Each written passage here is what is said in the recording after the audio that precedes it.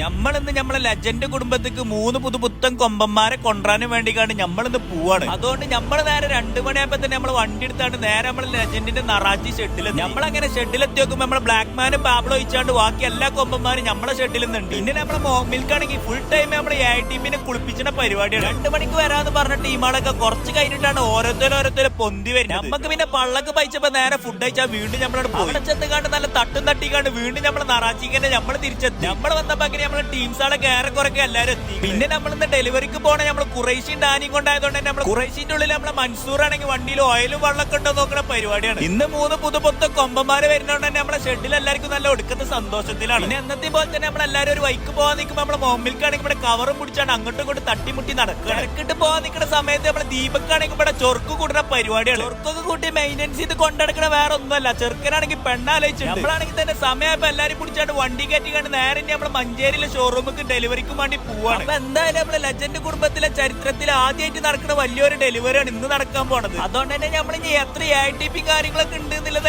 നമുക്ക് ഇനി ബാക്കി നമുക്ക് അടുത്ത വീഡിയോസിലൂടെ കാണാം.